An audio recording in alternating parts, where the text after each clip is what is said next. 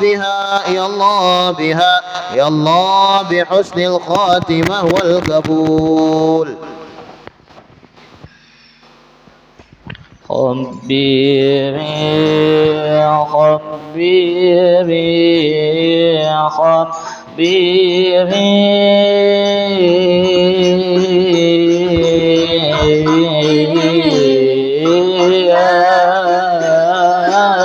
نور سينا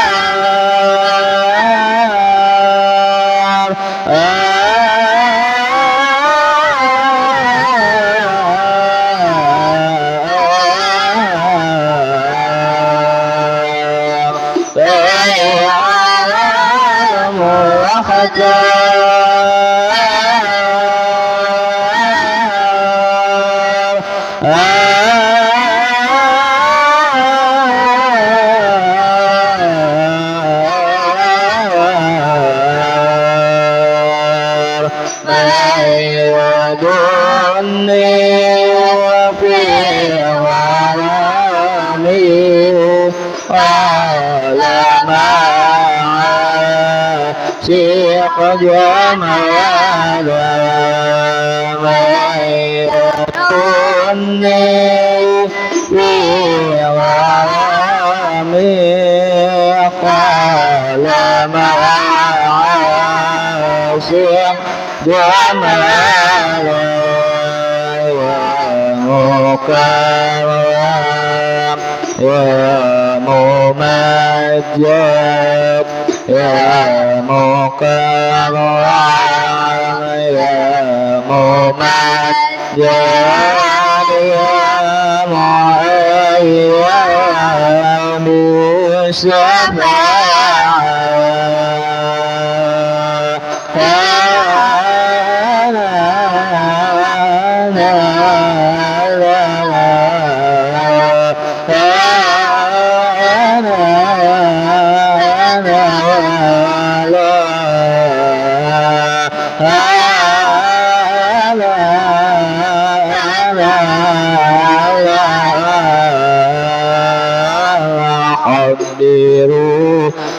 حضروا حضروا حضروا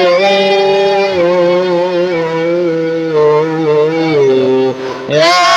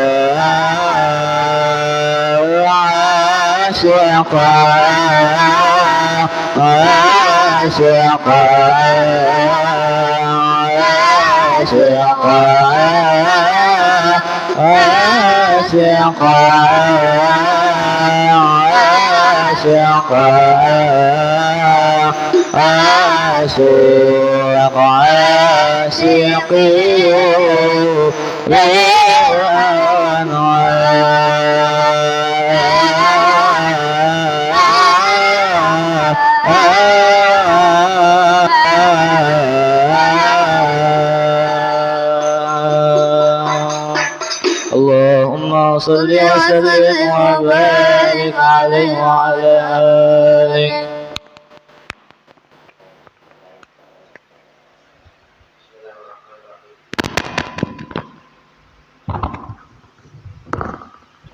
Bismillahirrahmanirrahim.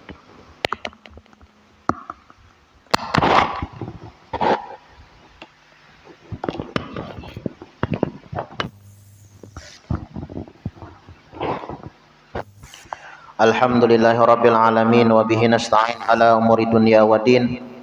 Wa sallallahu wasallam ala sayyidina Muhammadin khatimin nabiyyin wa ala alihi wa sahbihi wa sallim ajma'in.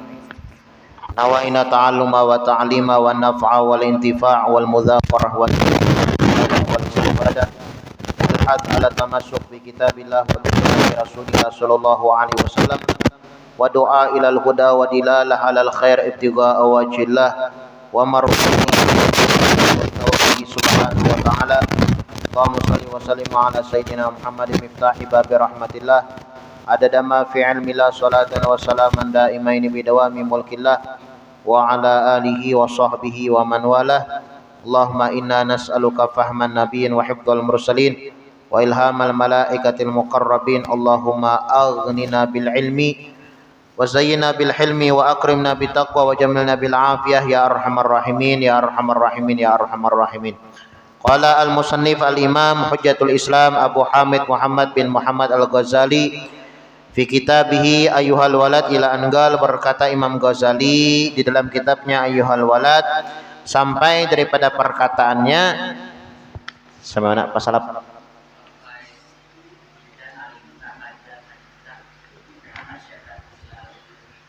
nasihat ke Oh.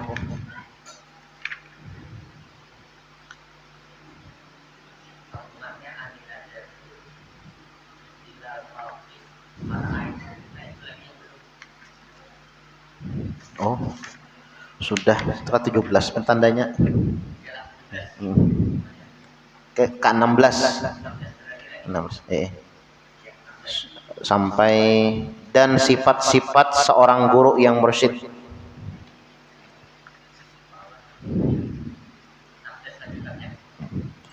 Dan sifat-sifat seorang guru yang mursyid yang layak mengganti Rasulullah Shallallahu Alaihi Wasallam ialah bahwa ia seorang yang benar-benar alim. Nah, jadi yang pantas dijadikan seorang guru itu adalah orang yang alim. Arti orang alim itu ilmunya jelas, gurunya jelas. Itu alim.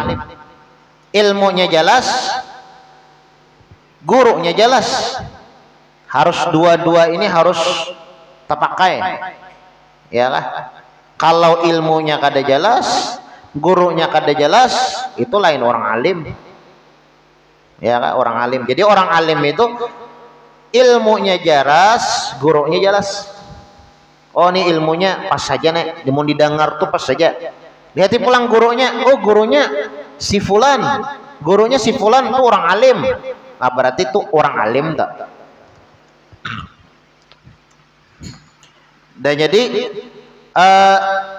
guru yang mursyid yang layak mengganti Rasulullah Shallallahu Alaihi Wasallam ialah bahwa ia seorang yang benar-benar alim, bujur-bujur alim, bukan aliman dok ada.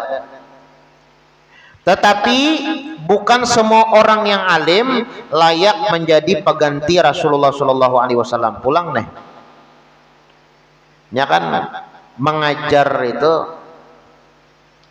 atau berdakwah itu ya kada seberatan orang alim. Kalau panggilannya orangnya alim, bisa juanya dakwahnya itu bukan dengan cara mengajar. Di Hadramaut tuh pian banyak orang alim, tapi kada seberatan orang alim di sana tuh mengajar, berdakwah, berceramah kada.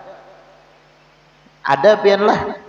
Amun di Hadramaut yang berceramah Habib Umar bin Hafiz, kemudian Habib Salim bin Abdullah Asy-Syatiri, Habib Abdullah bin Syihab, kakaknya Habib Umar, Habib Ali Masyhur bin Muhammad bin Salim bin Hafiz, itu yang berceramah. Padahal di sana tuh orang alim banyak. Nah, jadi kada seberatan orang alim itu penceramah. Iya kah? Ada yang mereka dakwah mereka dengan doa. Ada juga bakurung di kamar. Iya kah? Orangnya alim nih, ngatik tasbihnya mendoakan aja, ya Allah ampuni dosa umat Sayyidina Muhammad, ya Allah sayangi umat Sayyidina Muhammad, ya Allah hilangkan kesusahan umat Sayyidina Muhammad, berdoa aja. Ada pian seorang Habib yang mengeluh tentang rusaknya umat saat ini. Kan wah ini kan khususnya kita di Indonesia ini mayoritasnya Islam ya Allah, mayoritas Islam kita di Indonesia nih. Cuma kenapa jadi banyak tempat maksiat padahal dilarang di dalam agama Islam? Kenapa banyak pembunuhan padahal dilarang di agama Islam? Banyak tempat-tempat, ampun maaf, diskotik ya kah, atau tempat-tempat perzinahan padahal dilarang di dalam agama Islam, sedangkan Indonesia ini adalah negara muslimin. Nah, lalu Habib ini menjawab, kita di Indonesia ini kada kekurangan penceramah, tapi kekurangan ulama yang di tengah malam bangun dan mendoakan kepada Allah Subhanahu wa taala. Nah, jadi ulama itu kada seberatan mereka berdakwah ya kan. Imam Ghazali nah ya kalau sidin aktif menulis kitab, kada penceramah, kada sidin aktif menulis kitab ya kan, aktif menulis kitab. Jadi berdakwah itu kada mesti ibaratnya kita berceramah, kada menulis kitab berdakwah juga. Nya berdakwah itu mengajak orang kepada Allah Subhanahu wa taala dengan cara dengan berbagai macam cara. Kita bemaulitan seumpamanya ya, kalau mau orang datangan biar kada baca kitab, bemaulitan bajikiran aja. Ini dakwah juga ngaranna, menyebarkan Islam juga. Kita ibaratnya maulah tempat peribadatan. Nah, kemudian tempat peribadatan ini entah itu masjid, musala ataupun majelis. Datangan orang di situ ba'amaliyah, ini dakwah juga. Nah, jadi kada mesti dakwah itu berceramah ya kan. Dan kada seberatan orang alim ya sidin yang layak menjadi pengganti Rasulullah Shallallahu Alaihi Wasallam. Kada seberatan yang layak menjadi pengganti Nabi Muhammad Shallallahu Alaihi Wasallam di dalam berdakwah. Ya jalan di Hadramaut tuh, ya berceramah itu orangnya aja. Apakah seberataan itu apakah yang lainnya kada alim? Alim. Adapun di Hadramaut tuh kada pernah berceramah sidin. Tapi bilanya sidin berdoa langsung menangis seberataan harap berceramah. Allah, maka doanya pulang doa yang kita hafal, Allahumma hdina fi man hadait. Tapi kan apakah bilanya sidin yang membaca orang menangis? Padahal lain ya kada ceramah, baca doa biasa aja dan kita hafal doa itu langsung menusuk ke hati. Rasa takut Habib itu merasuk kepada orang-orang yang mendengar, meresap kepada orang-orang yang mendengar. Nah. Dan sekarang aku akan sebutkan sifat-sifat guru yang mursyid secara ringkas, supaya jangan mudah seseorang itu mengaku bahwa dirinya adalah seorang guru yang mursyid. Jadi ada tandanya ya, kalau guru yang bujur-bujur guru mursyid atau guru yang mendidik orang, menggandeng orang, ya kan, menyelamatkan orang. Itu ada sifat-sifatnya, ada tanda-tandanya.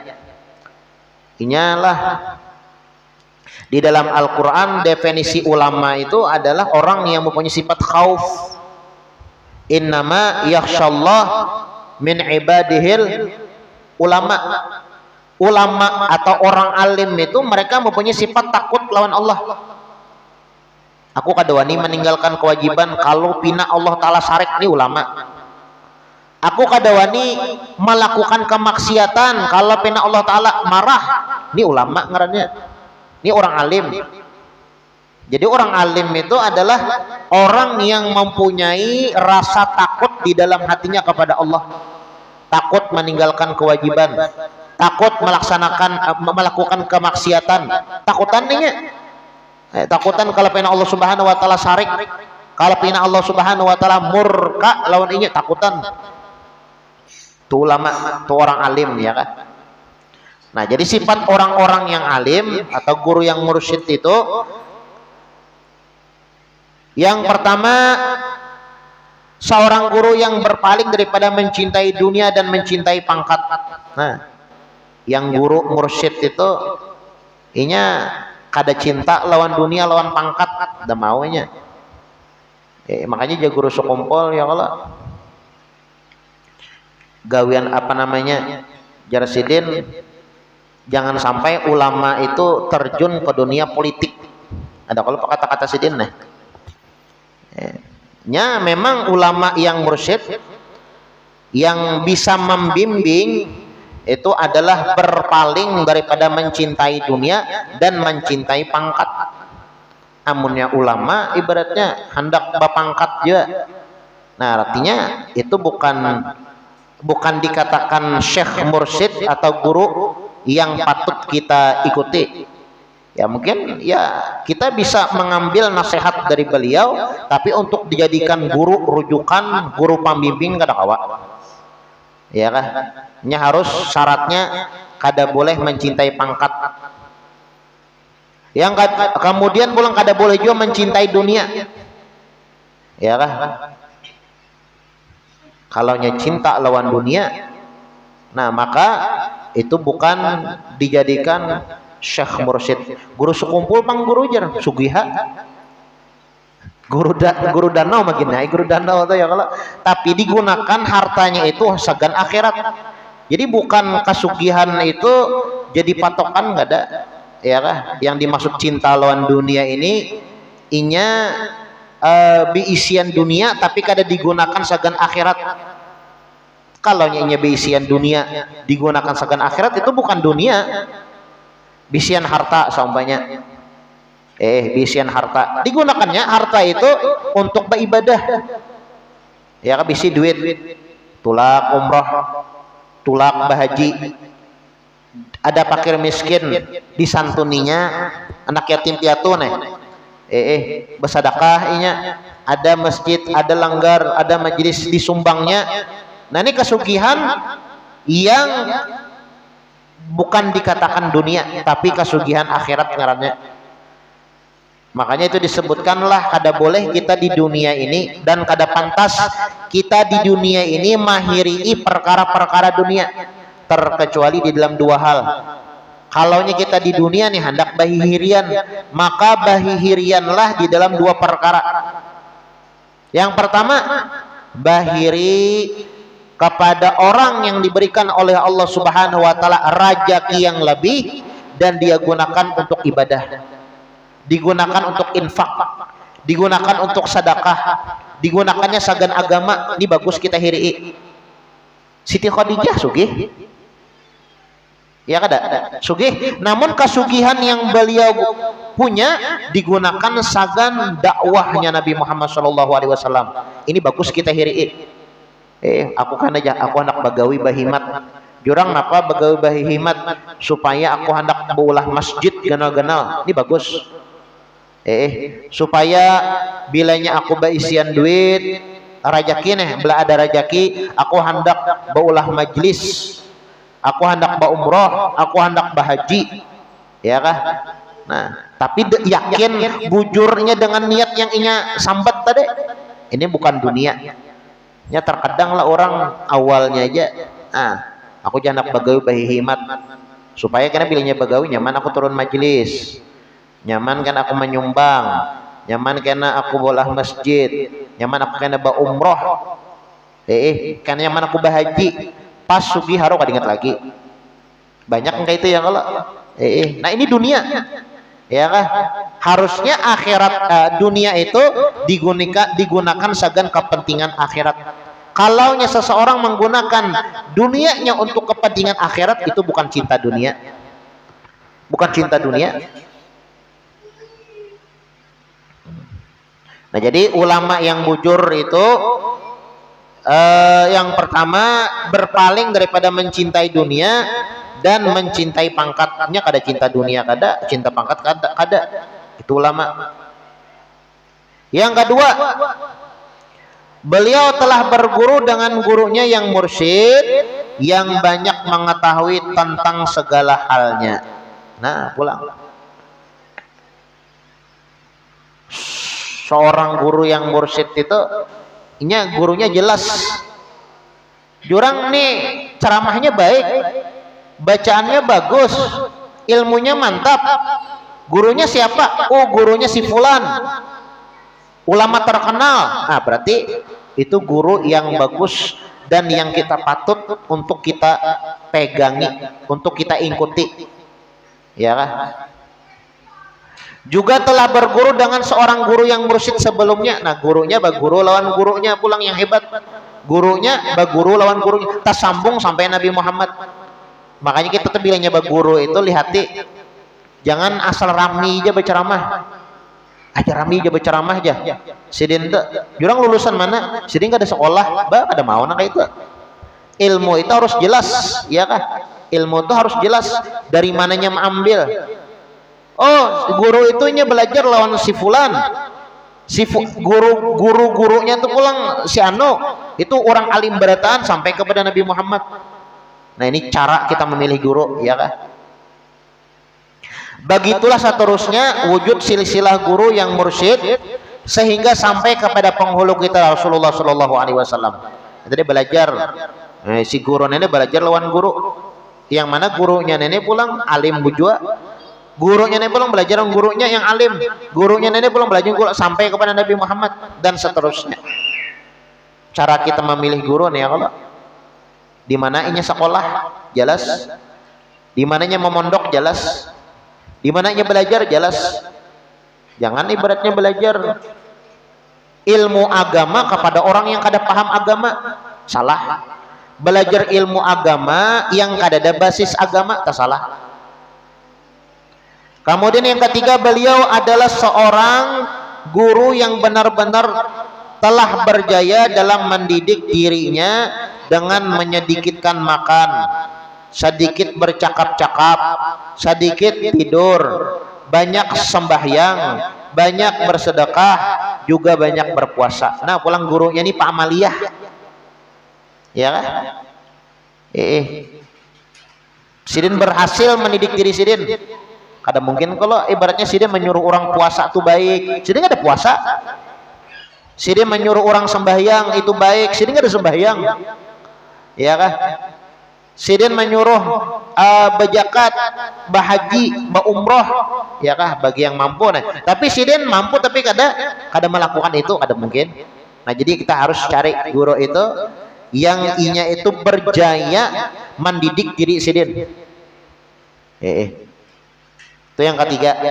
Kemudian yang keempat, beliau dengan sebab berguru dengan gurunya yang mursyid tadi telah mampu menjadikan akhlak yang mulia sebagai cara hidupnya seperti sabar, sembahyang, syukur, tawakal, yakin, qanaah, merasa cukup dengan yang ada, tenang jiwa, penyantun, tawadhu, banyak ilmu, benar, malu, menyempurnakan janji, tenang pendirian, tenang pembawaan, berhati-hati dalam segala urusan, dan sebagainya. Nah, jadi yang keempat pulang, karena gurunya tadi ya, kalau baguru lawan guru yang alim, ya kah? Nih si guru ini guru yang alim. Guru Sidin siapa? Oh, guru si Ano, Sidin alim benar. Peguruan Sidin itu alim benar. Lalu dengan sebab inya baguru dengan orang alim, lalu nya berhasil mendidik dirinya supaya jadi sabar, supaya pandai bersyukur, supaya qanaah, supaya kada ujub, kada sombong. Berhasilnya. Nah, itu ciri yang keempat, bagus dijadikan guru. Dan apabila ia telah bersifat dengan sifat yang mulia ini, maka sebenarnya ia adalah nur daripada nur Nabi Muhammad Shallallahu Alaihi Wasallam yang layak untuk diikuti. Nah, kalau ini kita menemui 4 kriteria guru tadi. Yang pertama, guru itu adalah inya kada cinta dunia dan pangkat. Yang kedua, inya berguru dengan guru yang jelas, yang alim. Yang ketiga, inya berhasil mendidik dirinya di dalam mengamalkan ilmu yang dia dapat, yang dia pelajari. Yang keempat, inya berhasil memberasihi hati inya, ya kah? Berhasil inya ibaratnya hati, memberasihi hati daripada penyakit hati. Sabar, ini kan hiasan hati ngarannya. Sabar, tawadhu, malu, ya kah? Kada ujub, ini hiasan dalam hati. 4 buting ini kita terdapat lawan guru itu, maka ujar Imam Ghazali, ia adalah nur daripada anwar Nabi Muhammad SAW yang layak untuk diikuti. Tetapi kewujudan guru yang mempunyai sifat-sifat ini sangatlah jarang sekali, lebih sukar wujudnya daripada kibritul ahmar, belerang yang merah. Alih Sidin, kita mencari guru yang 4 kriteria itu alih. Mencari guru yang kada cinta dunia dan kada cinta pangkat, kada cinta politik, alih. Ya, kalau kebanyakan terjadi kayak itu 4 politik juga, itu kada boleh, ya kan, alih kecariannya. Yang kedua, gurunya ini mempunyai sanad keilmuan yang bagus. Guru ini alim, guru lawan guru yang alim. Guru yang alim ini pulang, guru sidin ini pulang, berguru lawan guru yang alim sampai kepada Nabi Muhammad. Yang ketiga, sidin berhasil mendidik diri sidin, artinya amalkan ilmu yang sidin pelajari. Yang keempat, sidin berhasil membersihkan hati daripada sifat ujub, sombong, dan yang lain-lainnya. 4 butingnya sidin ngalih benar. Kita mencari kriteria 4 guru, 4 kriteria guru yang kayak ini ngalih. Lebih ngalih daripada kibritul ahmar, belerang yang merah. Ngalih mencari belerang merah itu ya kalau. Namin tujuh mencari guru yang ini ngalih. Cuma ada aja cuma ngalih. Banyakan ya kalau guru itu ya kada cinta kada cinta dunia, kada cinta pangkat. Sekalinya orangnya penyarikan. Kada kuasa sedikit langsung di mamai sidin ada juga, berarti kada berhasil lagi mendidik diri. Ya kah? Gurunya bujur. Ceramahnya baik. Ceramahnya baik. Kemudian pulang, masya Allah luar biasa orangnya, cuma sebutin gurunya kada jelas. Penyampaian sidin luar biasa, orang itu kamu boleh sidin bepander. Masalah ilmu nih luar biasa. Takoni guru sidin siapa? Sidin kada belajar ilmu laduni, kada mau ilmu laduni. Ilmu laduni itu didapatkan, mengamalkan, memahami ilmu yang ada. Sidin belajar lawan si fulan, diamalkan sidin ilmu yang sidin pelajari itu deh. Kemudian Allah Subhanahu wa taala berikan ilmu laduni, itu ilmu laduni. Kada ada pang ilmu laduni itu kada ada belajar sama sekali, kada ada. Nah, itu ilmu laduni. Nah, dan sesiapa yang telah mendapat karunia yang baik, lalu ia bertemu dengan syekh yang mursyid ini, pada pihak syekh pula bersedia untuk membimbingnya, maka hendaklah ia benar-benar menjaga adab terhadapnya. Sama ada yang zahir atau yang batin. Namun kita tetamu ulama nang kaya kriteria yang disambat dalam kitab ini sidin. Nah, itu kita ikuti, belajar lawan sidin, tapi sebutin jaga hadap. Nyamun kita ya kalau bertamu lawan pejabat, muntung dijaga. Muntah salah pander, pian tangkap kurang. Pian berhadap lawan Presiden Jokowi, menyabati sidin bungol, pian tampar sidin, bisa dipanjara orang pian. Bilanya lawan orang pejabat, muntung dijaga. Bilanya berhadapan lawan orang wali, hati dijaga. Makanya pian wali itu kadang ampun maaf lah, apalagi wali majijub.